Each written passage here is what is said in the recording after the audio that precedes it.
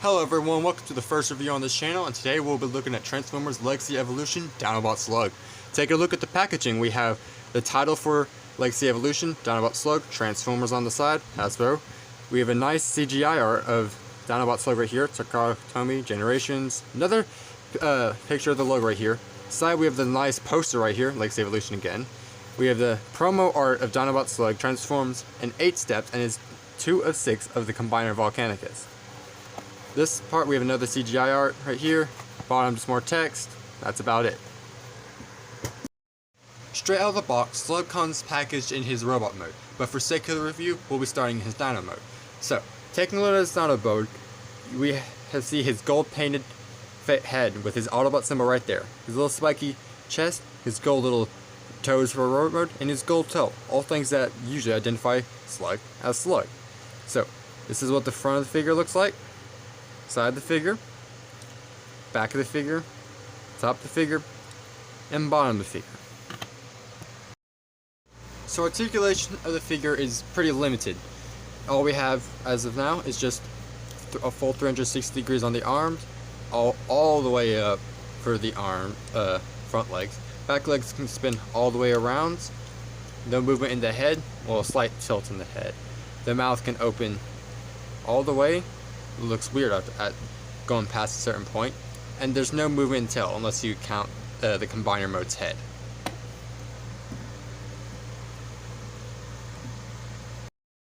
Articulation for the alt mode is actually pretty decent for a core class figure. We have a little bit of wiggle for the top of the head here. The mouth can open all the way, but past a certain angle it just looks weird. The front legs can turn all the way around and can go out all the way up. But like the mouth, if it goes too far, just makes it look very weird. The back legs can, like the front, spin all the way around, but they can't go out due to it being on a clip-on peg. The back of the figure can actually move back and forth, but that's solely because of the combined mode head. For an alt mode comparison, here we have Transformers Kingdom Core Class Hot Rod. Here's how they scale together. Studio Series Deluxe Core Class Ratchet. Legacy Core Class Iguanus. And for the normal comparisons, here we have Kingdom Core Class Starscream. For some Dino Mode comparisons, here we have Power the Prime's Deluxe Class Slug, and here we have Studio Series 86 can I fan the frame? Leader Class Slug. Because of the figures currently on hand right now, here we have Core Class Sledge. So this is how the team starts going together, and I must say they're looking pretty nice.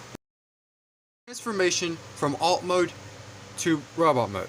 The first thing you're going to want to do is take off his tail here. The next, after that, you're going to want to put your fingers on these two things at the bottom and push. This will allow you to spin the figure around to get it stand up. What I suggest to do is hold this finger down at these two toes right here and push down on the back to give it some heel spurs. Next thing you're going to want to do is fold the arms all the way up and turn them around on this ratchet joint. And then what you can do is take down the mouth and reveal the head. You can come to the back, you can either display it out like this, or you can keep it closed up. I personally like to keep it displayed out for tune accuracy. And finally, you can take the weapon, plug in the back, and give it a look that the tail is on his back. Mode, you can see that we have the head sculpt right here, which unlike other Sludge figures is actually molded inside of the dino head. So if you want to turn the figure left and right, that's what you get. You have his chest piece here, which doesn't have an Autobot symbol, but we can have some stickers from that to do that.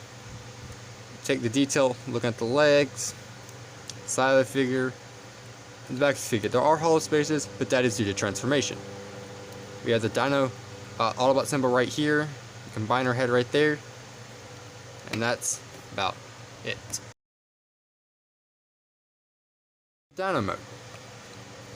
The head is actually a lot more unrestricted in this mode, so it can go all the way around.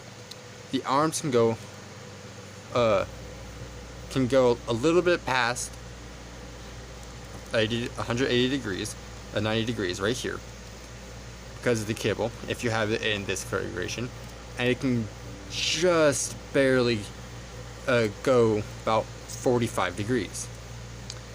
It can go all the way up due to the transformation joint, and it also has waist rotation. Forgot to mention that this thing doesn't have wrist rotation or elbow articulation, but since it's the core class, it's forgivable. The legs can go forward this far, back this far, and has a single jointed knee that can go all the way back due to transformation. There's nothing, and the knees. This is turn at the knee due to being a ball joint. There is no for articulation, but like I mentioned before, it's a core class, so it is understandable. Actually stored on the back. This is actually the tail of the Dino mode, but in robot mode it can act as a gun. But I usually don't do that because right there the head keeps falling out, and also because it's not exactly a convincing gun. But there's another reason is because there's also upgrade kits out there that actually give him his correct gun and sword. So I like to put this in the back to imitate what the Studio Series figure has with the tail on the back.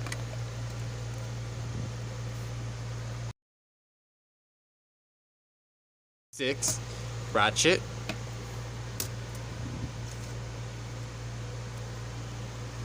Kingdom Hot Rod. Legacy Iguanus. And here we have Kingdom Starscream.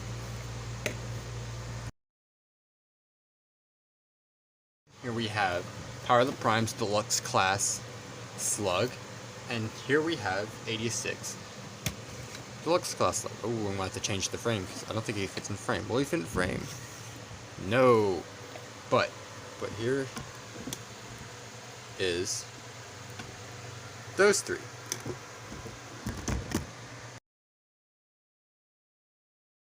For Class Sledge.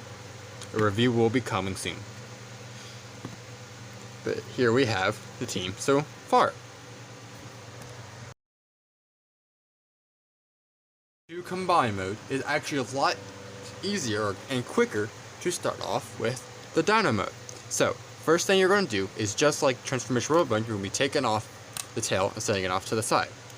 Again, like the thing, you're going to be lifting up this, taking these back plates and just splitting them apart and putting these back down.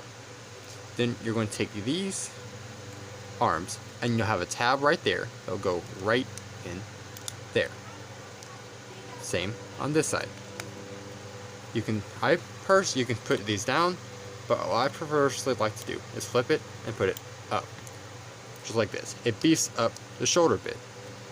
Then you're going to take this right here and take out the head and put it right here.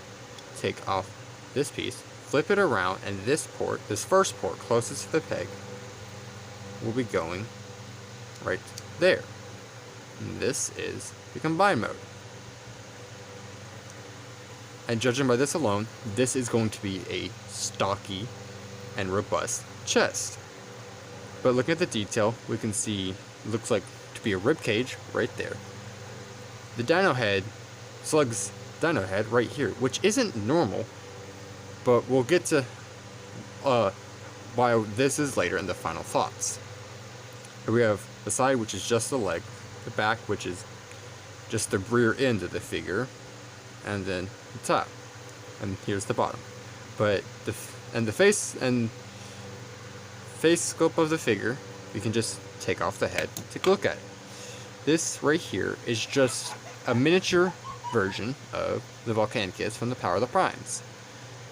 I will get into a more later comparison when we get to the combine mode comparison between the two. So, articulation of just this unit right here is very, very limited. Sorry about that. little difficulties. But the articulation for the head is really nothing really right there. You can pose these little shoulder pieces right here. You can play them all the way forward, all the way back. The head right here can go a full 360. But if these are a certain way, it would actually bump into it and interfere with articulation. So personally, the figure itself is actually a pretty good figure for its scale. Considering that it basically transforms to alt mode, to a robot mode, to a combined mode, can forgive some of the joints. Considering that if some joints had been different, it might have compromised the mode a little bit. But another reason I think they decided to do with this class is because, for one, it's cheap, and also the cash money that could come with it with future things. Personally, I believe this mold and the whole Dinobots in general have a lot of potential on them. We already see that there is the original Dinobots in this 6. Oops. Now we'll just go ahead and leave this out of frame. But that we also can be getting a G2 Dinobots out of this. We can also get, which is rumored for this mold, for the Dino mode being the head, is a Dino King, which is heavily implied that that's what we'll be getting. We don't know if it's going to be in the next line of generations or if it was Generation Slugs. Either way, it's rumored that we're getting him. And because of that, we would also be getting by proxy a Monstructor. The first Monstructor figure that I believe we've gotten from Hasbro since it's a G1 figure, just like Dino King. This will also be interesting to get, since the head is a 5 million port, it's easy to swap it. So, I personally believe that this is going to be the Legacy Evolutions version of the Datsun mold, where it's just recolors and slightly retooling to get a completely different characters. Do I mind that? No.